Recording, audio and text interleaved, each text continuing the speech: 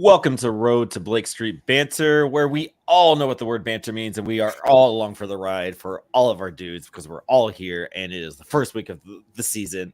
Let's go, boys. How we doing, Tyler? Let's go. Just give me the vibes. You said it. It's the first week of the season. You didn't, that was not a misquote. It is actually the first week of the season. This is what we care about. I don't know if that's a good or a bad thing, but this is what we care about. Right. Until it's draft season, and then we get into that for a little bit, and then we're all just like, all right, who's getting the promotions, who's getting the call-up, who's getting that late season thing. Like, Lewis, have you watched more minor league baseball in your entire life than you did this week? I don't think I have. So, I mean, I know it's still week 0 for you because you're on vacation, but for me and Tyler, it's week 1. Vacation's over, right? Yeah. Vacation's over. We're back to the grind. We're back to looking at all this stuff. And so, yeah, like that's it. Like, I'm just here. I'm the talking head. I'm going to lean on Lewis. I'm Mike. Mate, you're Lewis tonight. You're Lewis tonight. You got the call up, big dog. Let's go. Lean on Tyler. Looking that up. We got fan favorite. What up, Ryan? Thanks for hanging out, big dog. I don't know. So summarize it in 30 seconds for me, Tyler, what I possibly missed if I didn't watch any baseball at all because I was in hotel rooms with 3 kids under 6 and just trying to survive, and I wasn't able to get that in. Give me 30-second brief on the minor league affiliates there. All right, going to try to sum up my mental math that I couldn't do earlier. I believe the starting pitching ERA from AA down to Fresno, I think it's sub 1. We will have to do the math on that. I think it's sub 1. There's that. AAA dudes are doing some weird stuff, losing games, but some of the bats are hitting. And I'll defer the rest of my time to Lewis if he caught anything else. Yeah, give me like he said, Albuquerque was doing some weird things, so we're not going to focus on them. But it was like Friday night pitching elite, Saturday pitching elite. Sunday we had Hartford playing pitching elite. So that's really all you got to know. Yeah, did we get a snow out? Like, that was insane. Poor Portland, Maine. Like, why is that the home opener, home weekend of any season? Not that Hartford's any better, because I think there was some crazy ass weather up in New York all weekend too. But earthquake maybe we could have had. Yeah, could you imagine? Adele Amador just steps on the field and just starts earthquaking. That would have been sick. Great timing there. So yeah, let's just run through it. Let's go top down to the bottom and just kind of talk about some people. Most of our friends of the pod, most of our guys that we've been kind of rooting for, trying to go up to, are with the Isotopes, right? Like we have Shunk, we have Carl Kaufman, we have my boy Noah, like Grant Levine's up there, like. Any good vibes, Willie Mack? Any good vibes coming from Albuquerque that we can kind of write home with? What's some of the good that's happening in AABQ? Yeah, Jordan. I bet it's all you, Tyler. All right, that's four triples for Sean Bouchard, which doesn't. We were saying AAA stuff doesn't really make much sense so far. 4 triples for Sean Bouchard. That's what stands out the most up there. Jordan Beck, though, 3 home runs. So between the two of them, they're doing extra base craziness. And yeah, I won't steal more of your thunder, Lewis. What did you see?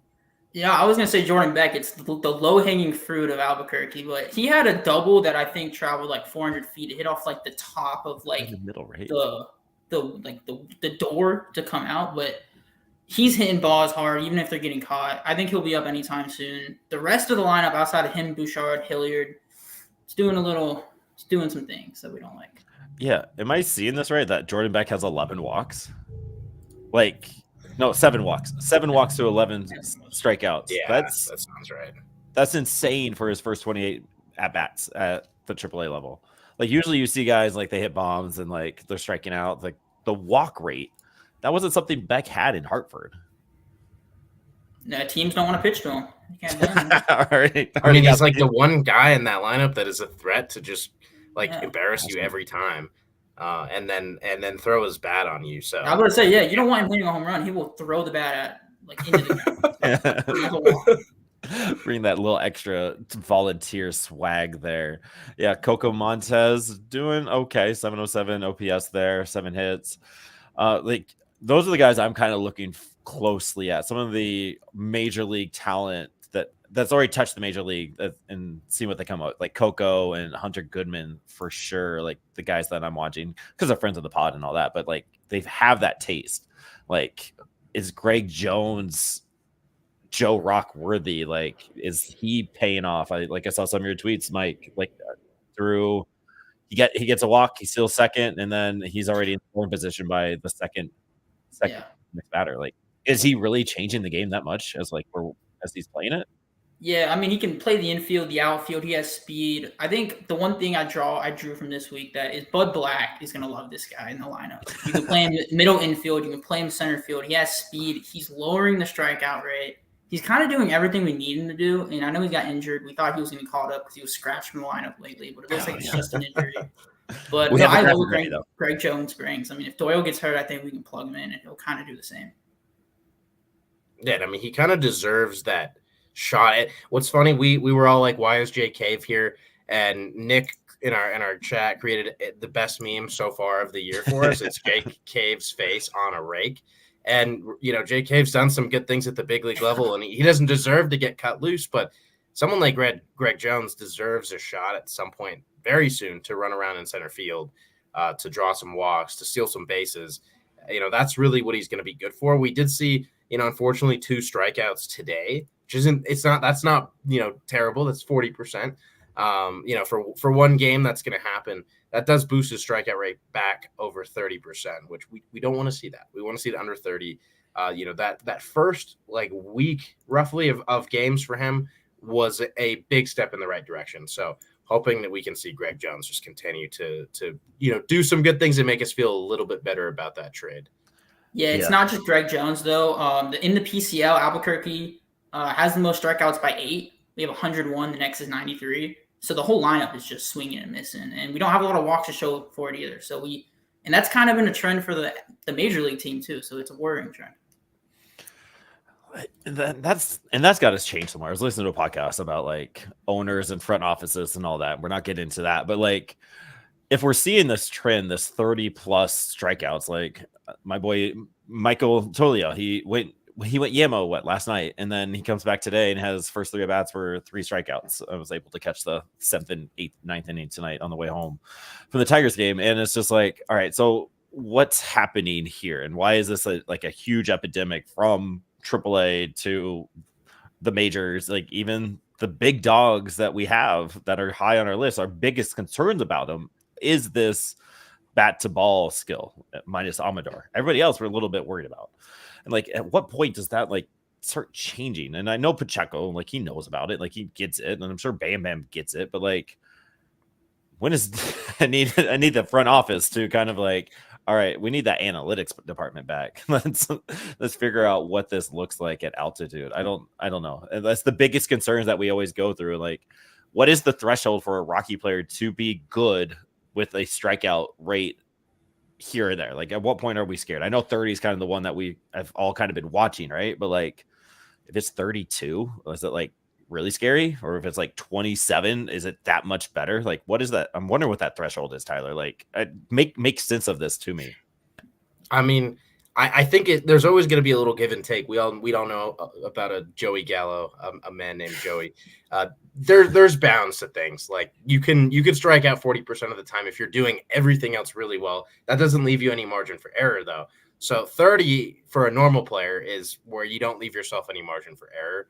Anything over that, again, you better be hitting a home run every 10 plate appearances or even less than that. So definitely need to be below 30. I think the Rockies need to start prioritizing more bats who are going to work a stronger at bat. And that comes down to the swing decisions, not expanding the zone. And then also those pure bat to ball skills. But I think you're going to strike out less and less when you are not expanding the zone. It's usually those chase swings where you're going to have the most swing and misses. Cause if a curveball that's at your ankles, you're just not going to hit that. And so a lot of it comes down to that. The Rockies need to find a way to improve the plate discipline across the minor leagues. And we've seen some progress at the big league level in terms of not being at the bottom of the league in strikeouts, worse in the league. But yeah, that AAA roster is had a rough, first 9 games or so. I mean, yeah, it feels like this is the conversation every week. The first week at the beginning of the season, it's hey, we're striking out too much. Bud Black says, it's all about balls and strikes, and he usually says something about it. But it's just a Rockies thing, and we really just got to get out of it. I do think we have some guys. Amador won't be doing that. So when he's in the lineup, that's great. Charlie Blackmon is about the only one in the lineup that right now that's doing it. He went like 4 straight games without striking out, which is incredible, and it showed for it. He was like our best hitter for the first weekend. Yeah, I think he just has 1 strikeout so far. That's pretty cool. Yeah. Old man time does not take a break with Chuck Nasty there. I mean, strikeouts and like the big league clubs arm bar is absolutely toast already. It's 7.5 ERA, I think, or something ridiculous. Might even be higher than that, but is the worst in all of majors. Who is up next to relieve him? Like, so we have Cook, we have Gavin, we have our boy Justice. Ty Block, long relief, middle relief. I hear he's doing all right. Like, who are some of the arm barring pieces, Tyler, that are like, all right, that's a guy that we should keep an eye on? I mean, Gavin's had a nice start. His slider has been, as good as I think we've seen it in a while. Just the issue comes down to how do you create that spot? And like, coming into the season, it could be like, okay, Victor Vodnik gets a taste, goes back to AAA. Otherwise, you look at this group and you question who can be sent down. And I really don't know if there's an answer to that. Someone would have to get injured is really what it comes down to, or they pull the plug on Anthony Molina less than 2 weeks into the season. So it's tough to find that next guy. Gavin right now would be number one. Ty Block, you would not only have to send someone down from the active roster, you would have to get someone off of the 40-man roster. So Gavin's already there. Justice is on the 40-man, but he is, he's a guy who really relies on consistency and feel, and he doesn't have that right now. He needs that rhythm and repetition. I think he's walked a few guys. He's gotten hit for sure. He's walked 3 guys so far in 3 innings. He has given up a home run already. So he's someone who needs to get in his rhythm if Justice is going to be, getting the call. Yeah, it feels like when we let go of like Brent Suter, we traded away all the guys for prospects. It was like, we'll get there when we get there. Now we're here and we're kind of stuck. 7.5 ERA for the bullpen. Not really anybody you can really call up. Like Ty Block is the guy I have the most confidence in, but are you really going to waste a 40-man spot for Ty Block to come in for a long relief situation? I mean, they did it. They did it with Warming Bernabel, right? Like there could be some moves that happen and change with it. Neither one of you said Riley Pint. I'm looking at the stats. I'm seeing 11 strikeouts, but there's that 4 walks and the 2 hit batters along with it. Yeah, so he's all over the place, but yeah. What's that? So, and then 4 hits. So you're at, what, 10 runners amongst 6 innings. He's living on the edge. That's the Riley Pint experience, though, and I need him to hone it in. That fastball slider combo is something that is major league ready. I just need him to lock in. There's bad, right? Like there's the Rockies bad, but what's some of the bad stuff that's happening at the Albuquerque level? Like, am I worried about? I don't know. My boy Shonky is like his. Am I worried about Shonk? I mean, I don't think you're worried about Shonky, but what I'm really worried, you probably are worried about Shonky, but I'm really worried about Drew Romo. I think coming in, this was like a big year for him. Like, hey, can we like get rid of Diaz, and are we confident in this guy to take over the role? And right now, he's just not doing that. He's not. I mean, let's just be real. He's not hitting the ball, and you're in the PCL. You have to hit the ball to maintain your prospect level, and he's just not doing that. Yeah, 20 at bats in 5 games. So. The schedule for him has been kind of weird. He's already been. I mean, Willie Mack deserves some opportunities. Willie Mack is that guy who's like ready to be a big league backup at least. But there's been almost an even split with him and Romo, and I'm kind of curious why Romo is not DHing a little bit, like keeping those reps up, because to an extent, I think that there's rhythm that he has to get into. I mentioned it with Justice. Romo's someone who seems to be a rhythm guy. Last year had a slow start. He found his rhythm, and then by the end of the season, he's above average production for the league. So it's tough when he's playing every other day, pretty much at this point. And I think that's detracting. But he absolutely needs to put the ball in play a little bit more, just find more comfortable at bats. And it's surprising coming off of the spring that he had. He looked really good in spring training. A lot of professional at bats, a lot of hard line drives. So. I think he'll slow himself down. This off day will help, but it's kind of a weird breakdown in that playing time, just that he's not DHing. Willie Mack, get him in the lineup, but also keep Romo in the lineup. Have him play, at least 4 games a week, but probably 5. Is Hunter Goodman getting any catching time? I can't. I have his game, so I can't see his. There's not enough to go around for Hunter Goodman to get in there. But today he caught. So I think this might have been his second start behind the plate. I was gonna say, if not, though, he's played at least once behind the plate, and that makes us a real three-headed monster. You can't. There's not a ton to go around. You have, Jimmy Herron's a guy we didn't mention at the beginning. He deserves to be in the lineup, and then you've got Bouchard, you've got Beck, you've got Levine, and that really does complicate. I'm gonna throw Shunk in there. I know he's a slow start, but we've seen him over a long sample size be good in Albuquerque. Yeah, and it just that corner situation is tough to mix things around, and not enough to go around right now. Yeah, fighting for playing time to get that call up next. All right, what stood out to you? Are any of like these starting pitchers, Carl? Like he got some relief pitching in the majors last year. Is he kind of doing that? Anybody else kind of standing out in a different role? Like we talked about Ty Block, maybe starting long reliever. Somebody else that like hasn't made their major league debut that could be getting that call? It's got to be for now Jeff Criswell, like top of mind. I think he's had two relief appearances. We saw him in spring training. The dude throws gas. I mean, he's basically Riley Pint right now in term. You take a little stuff away, you add a little bit of control. That's Jeff Criswell. So it's the same product of you can't be that trustworthy in it. But we all know when he's right, it could be, something special. So he's gotten 2 long relief appearances. He, maybe being cultivated for a role like that at the big league level. I like that. Yeah. 8 strikeouts to 5 walks, like those stats, 4 runs on that. Do we worry about home runs given up at the AAA level? Like, I know something that we like, it's the PCL, right? Jordan Beck hits one, he gets a double off it, but like, are we worried about like, oh, this guy gives up a lot of bombs at the PCL? Like we are the Rockies and we give up a lot of bombs everywhere else. Is that something that you kind of look out for, Mike? Like, is that a thing? I still look out for guys giving up meatballs in the middle of the play that goes 500 feet. That's definitely something I still look at, but there's definitely like inflation in the PCL that when you look at a pitcher's ERA, you automatically like take account for. Like a 2 ERA is not happening in the PCL. If you're having a 2 ERA in the PCL, you will be in the majors instantly. So, I mean, I just don't give up home runs. Yeah, I don't think that's great. So. Fantastic analysis. You will not get anywhere else.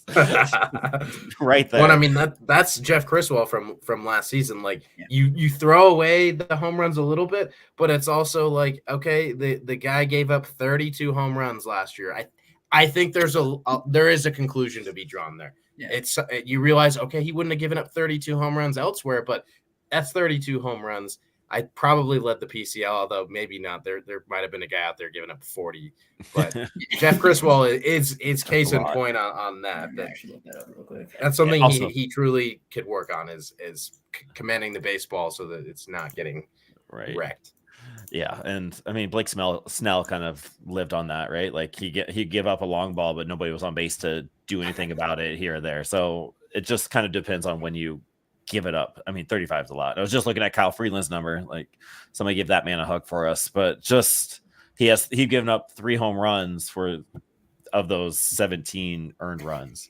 So like that's probably not a very good ratio. I wonder what that ratio is. Like, what's that fine line? Talking about where are we fighting the strikeout gap and this home run to at bat gap and all that kind of stuff.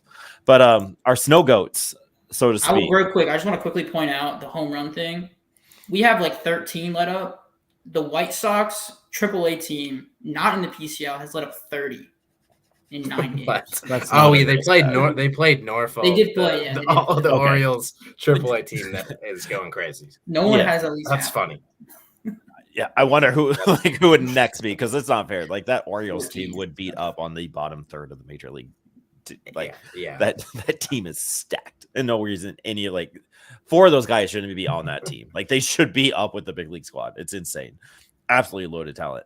But our snow goats, right? 1 game of 3 back-to-back snow outs. Got 1 game in today, which was snow delayed. So not a lot happening here. I mean, was there a good pitching performance? Like, did we see something cool? Yeah, I mean, we definitely saw a good pitching performance. We only let up 1 run. Actually, we didn't let up a run. We won 1-0. So 0 ERA for the season. But Carson Palmquist went out there and showed like 5 innings and 0 earned run ball. Like another just like we look at the box score for every single minor league that isn't Albuquerque, and it's like 0 earned runs, 0 earned runs, 0 earned runs, and it's just throw Carson Palmquist up there with guys I'm excited for pitching wise. Yeah, I'll throw in 66 pitches to get through 5 innings. That's sufficiency. He threw 43 strikes, so he was dialed in. I didn't get to actually watch it, so it is a little bit of a a box score scouting job, but that to me says that was one of his best games in the in the professional ranks period. So yeah, Palmquist went off. Yeah, he waited 2 days. He was not gonna draw them balls, I guess. Right, like I've thrown enough snowballs these last 2 days. Let's go throw some more baseballs. That's insane. Yeah, I'm looking at kind of the advanced stat line, so to speak, on MLB.com, and that's insane. 16 total batters faced. He won more than the minimum. Just insane. And then Seth Halverson went 2 innings, and then Jaden Hill, Juan Mejia. Like, what is this bullpen? Holy crap. I haven't even got a chance to like look at all the rosters. Like, you guys just did work this week for BSB, and I haven't done anything. And this is absolutely incredible. Jaden Hill, 1 innings pitch, got the save, 3 strikeouts, hit a guy, but you're getting 3 strikeouts with it. Pitch count a little high. He'll have to work on that. That's the one thing that we have to worry about. 25 pitches in that. And that's something like when you watch Jaden Hill, you have to worry about that pitch count because you want that control to be good. But you're going Carson Palmquist, Seth Halverson, Juan Mejia, and Jaden Hill, like in that order. Are you kidding me? Absolutely. You want the snow out at that point. Those are the guys you have to face. Like those poor Sea Dogs. Like, how do you go up against that? And I mean, the hitters had 1 run. You said 1 hit, 2 hits. 2 hits with Sterling and Zach, right? So 5 walks though. So we're working. The patience. There's our patience there, right? There's our patience coming in. Not so good from Mitty Montgomery. He got the sombrero there. I see. Were you able to watch, Mike? Did you? I was not. I was keeping track with the box score. We stole 5 bases this game, which is insane that we didn't score more runs. Like, I mean, that's at least 5 guys in scoring position. So Ritter had 2. I think Vian had 1. Amador had Thompson. 1. So yeah, they're going. So we're just stealing bases. 5 already. That's insane. But only 1 run. I'm a little worried, but pitching got it down, so it's fine. I mean, it's crazy because it's the loaded lineup. You have Zach Veen hitting 6th in that lineup. Ryan Ritter's buried in the 8th spot. Like that is the lineup that should be doing work. So 2 hits is so weird. But I wonder if there was like wind or something because there's too much of there's not a lot of hits in this game. I wonder if there's be cold. Wind coming in. I don't know. I'm trying. Like it was delayed, right? Like it was. Yeah, it was delayed. But I think it was delayed because it wasn't raining. It was like the snow made it wet. Like I looked at the radar. Yeah. There was no precipitation. So. Yeah, I think they were cleaning the field up and all that. Yeah. Should have taken it. Just the weirdest thing I've seen. I mean, I'm sure this happens in that league all the time because it's like up in the boonies of the Northeast. But that's just the weirdest way to start a season. 2 snowouts. Like, can we pull the games? I mean, that whole region got nailed. But can we pull opening week out of Portland? Like, there is other southern teams that like they can go out to. Like, why not? Why can't the Goats like go down to Akron to open up the weekend? Like, you're full biased. Well, it's also it makes sense. Like, I mean, the Midwest is gonna Midwest. Like, my vacation weather was still terrible. Indy was cold. Chicago was terrible. Like, it was still Midwest winter, but like, at least it's not snowing. I don't know. Whatever. But we are not smart enough to do scheduling. So, thank you for all those that schedule. If you heard this, I take it back. You guys do a fantastic job, and thank you for everything that you do. I mean, our boy Ryan. Here, let's just get into our Spokane Indians, so to speak. I'm gonna give you a shout out here in a second, Ryan, but let's bring the Spokane Indians, brought to you by Daily Controls. This is your control performance of the week because they just went off. Daily Controls LLC is that industrial automation controls engineering company that is excited to provide and apply its 13 plus years of experience in the industrial automation and robots industry. I mean, he might just be automating these pitchers. How Spokane pitched this week. They PLC programming, HMI design, vision inspection systems, robotic integration and programming, system integration, troubleshooting, and support. basically it comes down to Daily Controls is dedicated to reducing that downtime, improving quality, and increasing that output. If your push buttons aren't blinking or your robots aren't cooperating, trust Daily Controls to get your equipment running smoothly. Please email Daily Controls at info@dailycontrolsllc.com. Let them know that Blake Street Banter sent you. Even if you don't need that button to blink and you just need something to do right now, like while you listen, go to info@dailycontrolsllc.com and just say, hey, Blake Street Banter, just heard it. Thank you for everything you do. And just send him an email. Like, seriously, that's all he wants. Like, he just wants an email to say people hear his name. That's all he needs. So send that email for us. And if you just reach out to him if you need. I mean, let's talk Dollander, Sullivan, Karros, Carrick, Martin Jr., Jorge. Like, let's talk about the goats being stacked. Like, there is a 3-headed monster, Tyler, in Spokane. And it is the pitching. Like, we can talk about Dollander, Sullivan. Like, just go off, King. Like, just go off. I mean, Dollander and Sullivan, like, we need to spend a moment there. They both went shutout. I'm trying to. They combined for 21 strikeouts, if I'm not mistaken. 21. I think Sullivan at 13 and Dollander at 8. Yeah, 5 hits. I think Dollander walked 3, so 3 walks. But as efficient and dominant as it possibly gets for two guys making. I mean, it's not their pro. Well, Dollander was his pro debut. With Sullivan, it's like he had appeared, but to do that in your first start, that's nails. So those two absolute dogs. We saw Victor Juarez today. You know, he's a young cat still. I think he's still 21. He's figuring some stuff out. Not a bad start. He had 5 Ks and 4 1/3. So maybe this is the third head in the monster that you're thinking of. Zach Agnos is like this dude at the back. You can't get past that guy. If you got, I don't know. I might be going into a new realm here. If you've seen Harry Potter, there's the 3-headed dog. That is what we've got right now in Spokane. Yeah. You're not getting past Fluffy. I was able to watch Agnos pitch last night. I was and the 3-headed Harry Potter is perfect. I was actually able to watch the Spokane last few innings of last night. Agnos coming in, just boom, boom, boom. Like, sit down. Like, it was game over. 3 strikeouts. We're going home.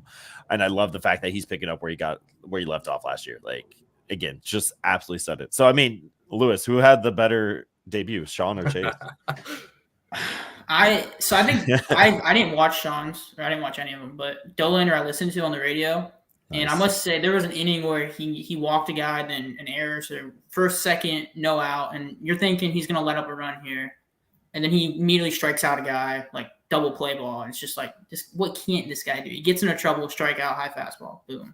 Sullivan had more of a like, we all kind of knew Dollander was gonna do this, right?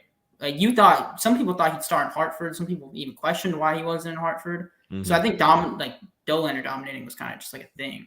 Sullivan, though, like, took it to like, I mean, I don't know what to say. He must have seen Dollander. It was like, he one-upped him, like, straight up, like, 13 strikeouts. Tyler, you take it away, dude. You were in the group chat losing your mind over Sullivan, talking about how yeah, I mean, that dude's unfair. We've talked about him a good bit from the draft coverage, and I know I've included this nugget before. Of pitchers drafted last year, his average extension to home plate was the highest of all pitchers drafted last season. That is exactly why the Rockies selected him, like, literally because of the extension. They like a guy that can get extended. It makes that velocity play up. He also commands the baseball, like, excellently. That dude was throwing a ton of first pitch strikes, getting ahead. He was not, at any point really in a count where it's like, oh, okay, let's watch out here, be careful. No, that dude is commanding counts. He has, 2 really good secondary pitches. And again, he's getting so far down to the, down the mound that his like 91, 92 is playing like 94, 95. So there's left-handed top of the rotation upside. I won't say like ace. I think that's a big, that's a big title to put on somebody, but top of the rotation, like a number 2 guy, Sean Sullivan could absolutely be that dude. And he's gotten a little bit underrated. He wasn't supposed to go in the second round. Rockies made a good pick there. So he is just doing work. And I'll be a fanboy now. I'll be a fanboy. Yes, I'm going to circle back. It actually reminds me of like a rehab start when you see a guy just like go down there and just embarrass people. That's what these two did this weekend. Like, it wasn't even fair. And that's awesome. I mean, it's early, right? And it's the first game, and so the pitching is definitely ahead of the hitting at this point. But the fact that neither one of them are like walking pitchers, they're like 66 pitches through 5 innings. That's insane too. So like, I know that's not Dollander or Sullivan, but like, it's just the efficiency of these guys coming out in game 1 with all this hype and all this, like, it's everything. Like being able to hone this in and just get through May and then get that call up to Hartford and just like start knocking on that door is everything. The offense, like, saw Carrick go yard today. He had a homer today. The stat box is he's the only one to go yard up in Spokane. I'm sure the weather up there is lots of fun too. Maybe Ryan can speak on that if you're still here. But like Cole Carriage is somebody I want to watch more, and the fact that the Indians games are going to be televised is something that I can't wait to like actually like have a just go back to the normal way of life and just sitting down and watching some of these guys hit and do their thing. I mean, Tyler, who kind of stood out to you stat line wise, so to speak, on the hitting side? I mean, definitely Dion Jorge at the top. That dude has looked like an on-base machine to start the year, and that's exactly what he was supposed to be. Coming up as a prospect through the DSL a little bit. ACL last year, his numbers were insane. I think he had a OBP near 500. So Dion Jorge is expected to hit at a high level, get on base at an even higher level, and that's what he's done so far. He's hitting 455. It's 3 games, so there's not huge conclusions to draw. But Dion Jorge looks like he's going to hit and get on base at an absurd rate. Kyle Karros with a 4-for-4 burger today. I think that's the first in the organization this year, MLB level, minor league level. We haven't seen it. I don't think a 4-hit game, but definitely not a 4-for-4 game. Wendy's for 4-for-4. Kyle Karros coming through. That was awesome to see. And Cole Carrick 2 steals today also with the bomb. Yeah. That's 3. I was going to come back and do that. Say it's 3 stolen bases today. He has 3 walks, 0 strikeouts, something else to watch out for. Yeah, it's rainy and cold up there. So like that's definitely going to be the pitching is going to be a little bit ahead of the hitting, so to speak. But like if you're getting some of these performances from a Cole Carriage and a Dion Jorge already, like that just speaks even better. Like last year when we saw Yank and our boy Coco and Beck going back to back, like all through April, May, and all the people were saying, "Oh, it's Spokane, it's a hitting's paradise." Like you also have to think about like it's cold up there, like it's not fun to hit in cold at all. What was the performance that stood out to you, Mike? I gotta give some love to my Tampa native Robbie Martin. 3 games hitting over 500. He's 1,200 OPS despite not hitting a home run or triple. So he's getting on base. He's making contact every single time he gets a chance, and he's locking down that right field. And I'm excited because I think he's a high floor prospect. Because I think he has so good bat to ball skills and Tampa Bay native. So there you go. Yeah, a little bias there. Yeah, he had a struggle of a year last year. I'm excited to see what he does with the second round up in Spokane and just hopefully make quick work of it. I mean, Cole Carriage also launched a 1 hop from deep center to third today. It was insane. His arm in center. Like again, just the athletic ability of Cole Carriage is something I don't know if I was quite ready for when we drafted him. I know me and Tyler were doing that draft day coverage of it, and like Cole Carriage, what are we doing here? Like, why is this guy the guy that we're picking right here, right now? And like the more and more I see him play and just like be an absolute stud, like I'm all in on the Carriage. Ooh, that was a good one. That was a good one. Yes, that was solid. But you just know you're getting something. Like with a lot of these guys, if the bat doesn't work out, it's a sunken ship. But with Cole Carrick, you can play. We know he can play center field really well. We know he can play some shortstop. He's probably not going too much this year. It's catcher thing I really want to see some of. Mm-hmm. But the speed in the arm will play no matter where he is, and that is something that counts. That sometimes gets lost in the shuffle. Like you want to see the hitting numbers pile up the power, but also being able to launch a throw like that. I wish we had some video on that, but we'll wait and see what happens this season defensively. Yeah, I'm gonna say he can catch, he can throw, like he can play any position. Ryan, I know you're down there. Can you ask him if he can pitch? Because it seems like he can do anything on the field. I mean, who was it? Bryce McGowan saying like if Yank got on the bump, he's throwing 95. So let's get Cole Carriage on the bump. Like these guys with cannons. Like I saw it was Meadows today in Detroit. Watching the arm live, he center field guns it to third. The guy should have been out, just missed the tag just barely. It was just like, oh oh my God, like it's just a rope, and just what these guys are able to do. And Cole Carriage is still 2 or 3 levels away from that major league level. That means it's only going to develop better, and it's only going to get better. It's insane. Like there's so many cool things that are happening here. Fresno with the sweep. We are the California League leaders. Stephen Rice, Johnny Bravo. We see you out there. I mean, somebody start somewhere with this. Like, what did I miss? Because I mean, this is that 2023 draft class. This is their team right now. Mike Zollander and Sullivan. But like, what are we getting excited about right now with this Fresno team? I mean, I want to say this is that draft class team minus the big dogs. So they need people to step up. This is going to be a gritty team. You know, does not have big star power names. Jack Mahoney's the closest thing to it. He balled out. I'll save a little bit on that and just talk about this dude that I've been a fan of since that draft moment, Braylon Wimmer. The shortstop, he's kind of playing a little bit all over the place. I don't really know where his defensive home is going to be. He's played shortstop this year. He's also played third, but the power is legit there. He already has 2 homers, 375 on base to start the season. You know, it is early, but this dude looks like the leader of the Fresno lineup. I mean, they don't have a lot of star power in that lineup. There are some young guys, Andy Perez, I'm blanking on the other guy that I'm a fan of. He didn't play today, so I'm looking at the box score. I don't know if it's Gene. Tenna? I mean, Tenna is also pretty exciting. I don't know why. We will come back to the other guy that I'm thinking of. But yeah, there's some young guys that could make an impact for that lineup. Otherwise, Braylon Wimmer and Aiden Longwell are going to have to carry the load. Aiden Longwell, like a 17th rounder, if I'm not mistaken. Mm-hmm. That dude can hit. He was leading off the first 2 games for the Grizzlies, hit second today. They know he can hit. He's going to hit. It's going to be an interesting lineup to watch for sure.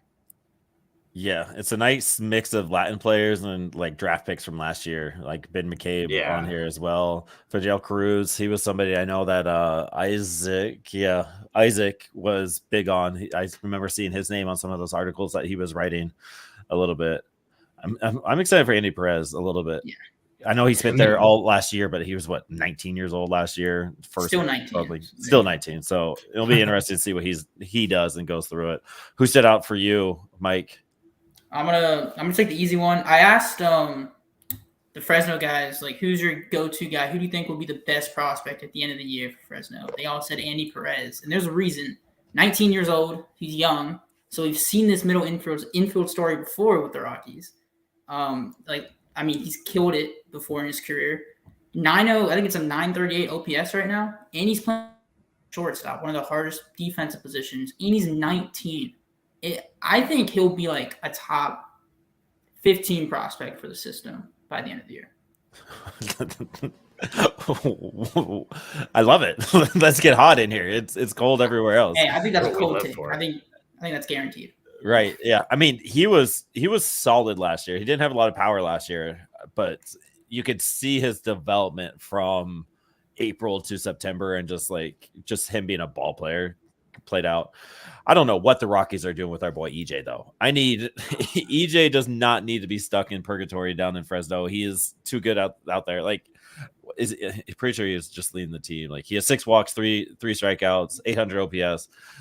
Like, yeah. I know he had a few good plays out there too. We need EJ just in Spokane and Hartford soon. He better be one of those first call-ups, first promotions there. And I think we're going to see that too. I think we're going to see once Craig Jones goes up, I think Benny will probably go to AAA, and then don't know who filled the void in AA, but EJ will definitely make his way up. Yeah, it's gonna be fun to watch, see what happens there. What about on the arm side, Tyler? Like, we have some starting pitchers that we've already talked about in the other links, but I think Fresno has some outings.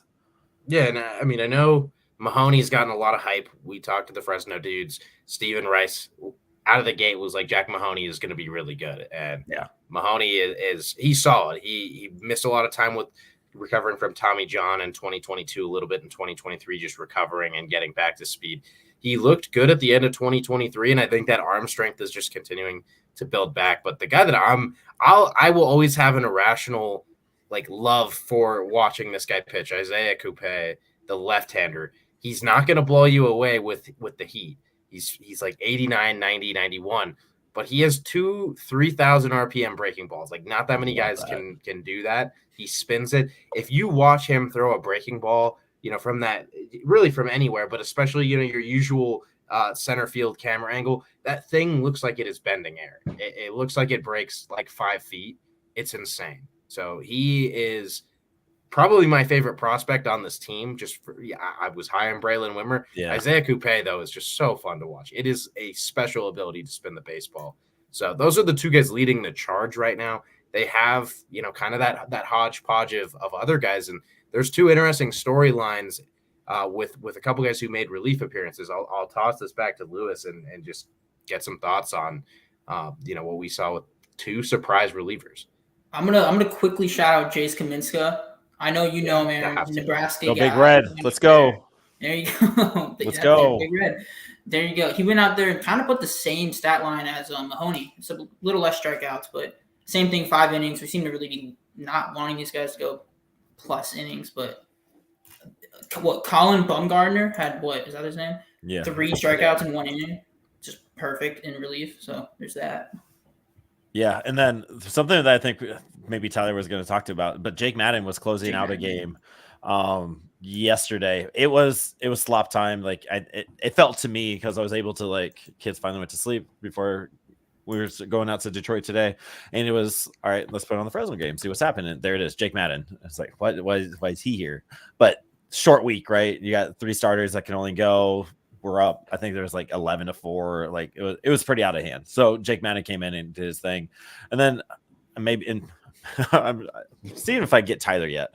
Sam Weatherly was the other one I know you wanted to talk about. That's our boy. Like we talked to him a few years ago when he was with Fresno before all of his injuries. He got an inning of work in, 2 strikeouts, 2 walks, an earned run.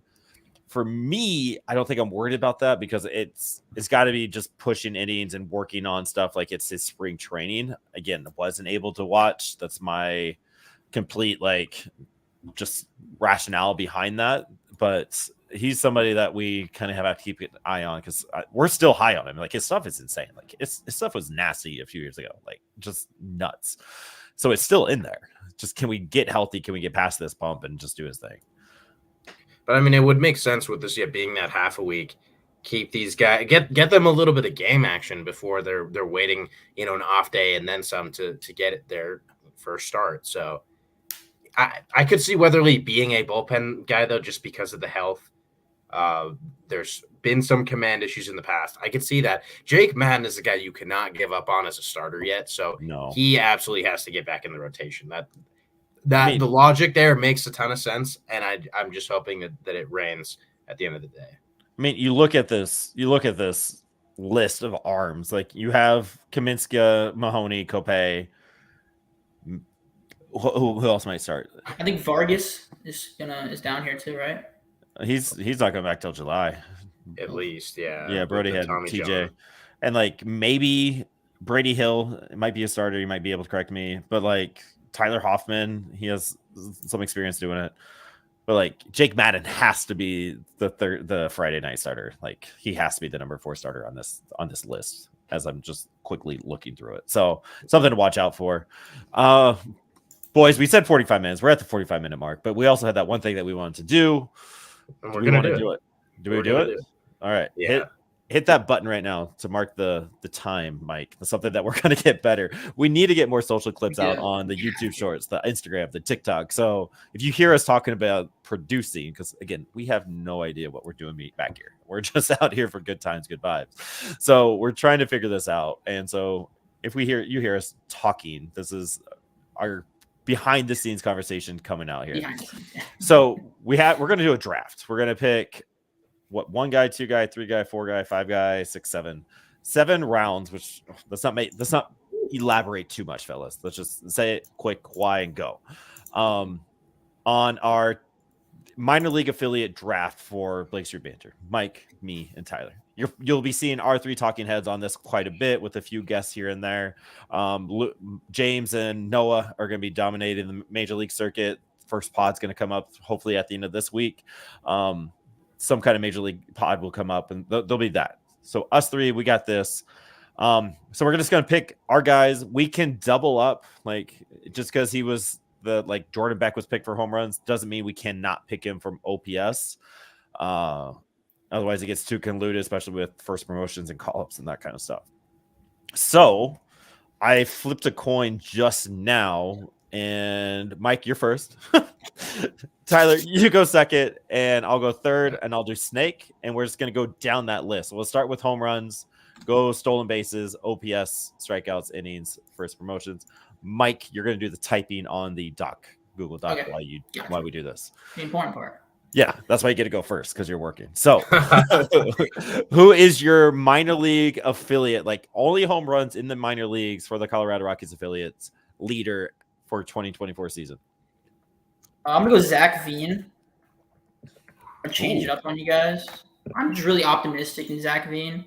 And I don't want to go Jordan Beck because I think he'll be caught up fairly quickly. So there's that. All right. And if I'm going to number 2, it might be like, oh, Jordan Beck, low hanging fruit. I'm thinking the same. I don't think he's going to be there for that long. Maybe a couple months. Does he break 20 homers in the minors? Maybe there's an absolute good chance of that. I was just talking about him a second ago. I'm gonna go Braylon Wimmer. The power is huge. Posted a clip the other day. He had a home run off of Paul Skeens last year that was an absolute nuke. He has power, and he already is 2. So a little cheating that he already is 2, but going with Wimmer. Yeah, and all those stats do count. And I'm gonna go against the grain. I don't think Beck's gonna get that call up early. I mean, 40-man roster stuff, right? Like we talked about that. Where do we put him? What do we do? You have Bouchard, you have Coco, you have all these other guys that are kind of in front of him, and the outfield's kind of jam-packed right now. Got Hunter Goodman that's also in that realm. So I am going to take Jordan Beck, not because he already has 3, but because I really don't think he's going to get that call as soon as we all think. I think he's going to take some seasoning down in Albuquerque. My stolen base leader, I love that I got to go first on this one. Did not set that up on purpose. I'm taking Cole Carriage. Duman already has 3. He's an athlete. He's somebody I want to watch. So I'm picking Cole Carriage. All right, I'm gonna stall for like 2. Maybe Lewis has a guy like off the top of his head. I'm gonna stall a little bit for a moment. Zach Veen is gonna be my guy here because he can steal 50 bases. If I say again, is that correct? Did he do that before? I'm trying to remember. I think 50? I think he's done. Yeah, he's done 50. 2022, he hit 50. Wow. Zach Veen is gonna get 50 stolen bases again. I forgot about speed. Like, I guess it has been so long. Yeah. Wow. Okay. And he's just anytime he's on base, he's running. He was just running. I mean, essentially, that's what he was doing last year when he was injured. I love that. Okay. All right. Okay. Maybe we do this. Put this in there too. Cole Carriage will have 65 stolen bases on the season. I can see it. Oh, and then let's go back to home runs too. I will type this one in. Jordan Beck will have 28 home runs. Yeah, I think Wimmer gets 30 on the dot. Oh, okay. I think Veen gets 31. All right. And then how many stolen bases for Zach Veen, Tyler? I'm going flat 50, just flat 50. All right, just around. 50 report. Okay. All right. Mike. Oh man, I see something coming in the dock. Let's go. He's on pace to go for like 300 home runs this year, Ryan Ritter. So I'm gonna pick him. I think he'll go I'm gonna go 45 home runs, not home runs, stolen bases. Okay, 45 stolen bases. All right. Yeah, he's got the early 2. So. And then who's your OPS leader? Back to back. OPS is gonna be fun. Well, OPS Jordan Beck. That's like not a counting stat, so. Hell yeah, that's true. Right, we didn't clarify this going in. Are we restricting this to prospects? Yes. So they can, if they have MLB eligibility. Okay, so anybody that's in the minors right now. So Sean Bouchard would count. We can count. Okay, Sean. So Sean Bouchard. Yeah, this is an Albuquerque fest right here. And you guys are playing the game. I like it. I'm gonna go. He gets like an 1100 OPS, and it's silly. Yeah, he's on pace for it. I'm going Hunter Goodman, friend of the pod. 1.0. He's not going to spend too much long in Albuquerque. He will get the call up before Beck does, and he's going to be able to rake in about 2 weeks, and he'll be fine. My strikeouts leader, pitching wise, oh man, it's Palmquist or Sullivan or Dollander. I love that. Let's go. Let's go Carson Palmquist. And I have no idea what a good amount of strikeouts is. What they get? About 100. They get about 100 innings a season, 120 innings if they're healthy. Yeah. So let's go 120 strikeouts for Carson Palmquist. Because there was only like 5 guys that had 100 plus last year for the Rockies. And Palmquist and Prosecki, I think Prosecki had like 127 or something. So let's go 130. 130 for Palmquist. And I already spent my time talking about this guy, Sean Sullivan. I think he's going to hit 140, like a crazy number. He's on pace for that. I mean, he's not going to get 13 Ks every game, but he's definitely on pace for that. Dude, what if he did? Like, that'd be so much fun. He's a top 100 guy. That'll be cool. Easily. Hands down. Not if you're Keith Law, though. All right, Mike, who's your strikeout leader? Jack Mahoney, 120. Right. Spelled his name wrong, but nobody can see that stuff. It's fun leaving Chase Dollander on there. It tells you something. Like, we are being bold with that, but it also tells you something about these other dudes. If we choose Chase Dollander unanimously, he will tear something tomorrow. I promise. There is reverse psychology. Yeah, absolutely. And yeah, can we switch this one up? I want to let's do relief. No, let's do saves. Yeah, let's get those. Okay. Oh gosh, man. Arm bar stuff. You set yourself up nice here, didn't you? I'm last. Oh wait, yeah. Oh my gosh. Okay, never mind. Yeah, I'm gonna be grasping at straws here in a second. You start scrolling through the baseball records. Yeah, I'm fighting for my life. All right, Mike, go. I got Zach Agnos, obviously. And then you're gonna go with that one guy. All right, Tyler. I don't know who I'm gonna pick. I did not set my. I lost. All right, Tyler. Who's your guy? You're defaulting the pick. No, it's your turn, big dog. You're in the middle. Oh, God, I'm messing the draft up, guys. Snake draft is terrible. It's hard. I'm gonna go Jaden Hill. I would feel pressed not to take Jaden. I know. I think he'll get like 21. I don't think he'll be in that closer role in Hartford for that long, for the whole season. So yeah, that's where I'm at right now. I'm trying to all right, who's gonna get the next call? Because I mean, where's Cade? Is Cade Denton somewhere? He's probably in the chat. Let's ask.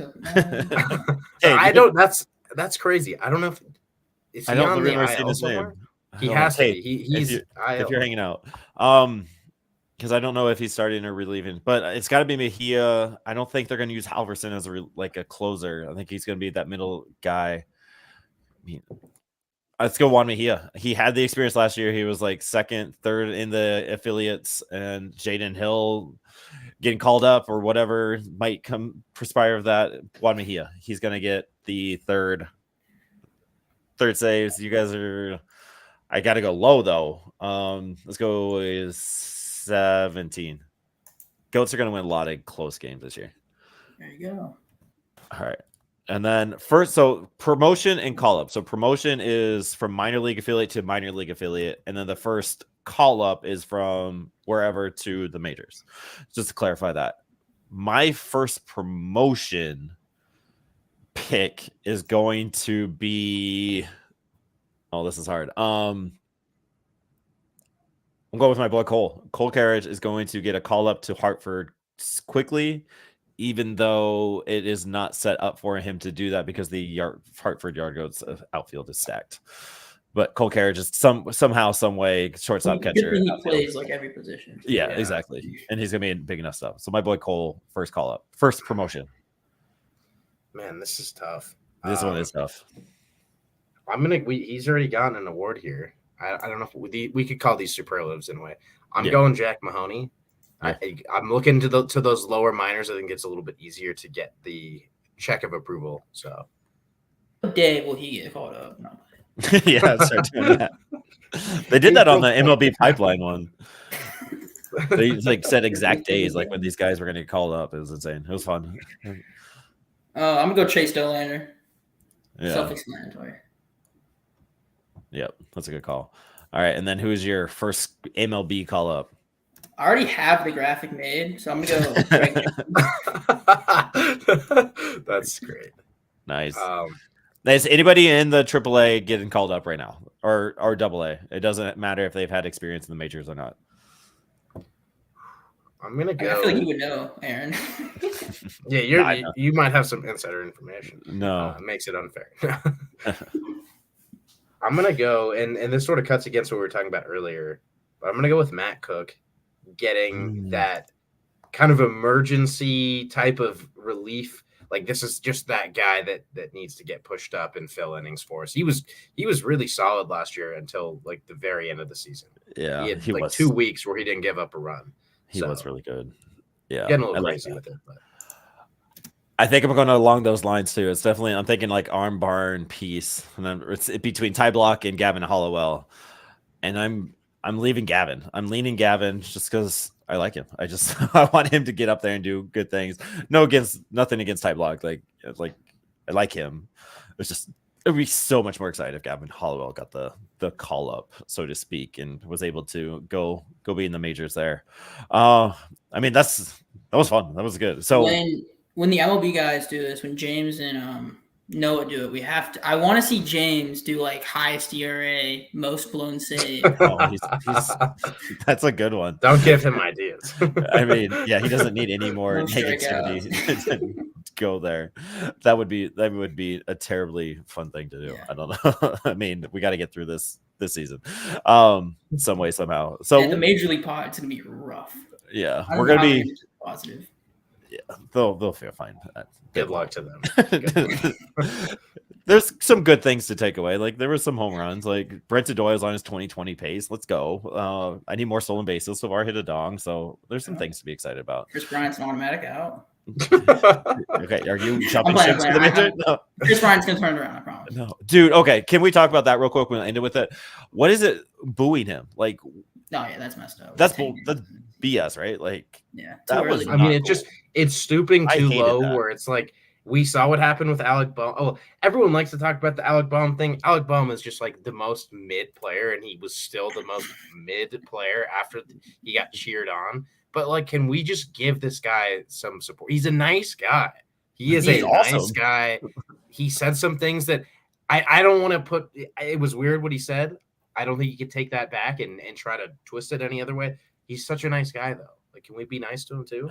Yeah, just be nice. Like, none of these injuries are his fault, and the fact that he signed a contract that made sense to him, like, is not his fault. And here we are booing him. Like, yeah. I don't know. I hate the whole booing players thing too. It's kind of like a family member getting married to someone you don't like. Like, you just kind of like long haul. Like, you just got, you can't really make a big deal. We're tied to the guy for 5 more years, and he's here. He is not going anywhere. If he goes anywhere, it would be the craziest thing. He's here. We are married to him as like our organization is married. Let's cheer him on for tomorrow. Let's everybody cheer him at Coors. Right, like Trey Turner him all the way through. Like, if you were booing yesterday, you suck. Like, I absolutely hated hearing that. And like hearing like his presser with somebody, I saw a clip of it, like he was getting death threats and all that kind of stuff. Like, yeah, that's messed up. Brody. He has a really healthy mindset though. I give him that.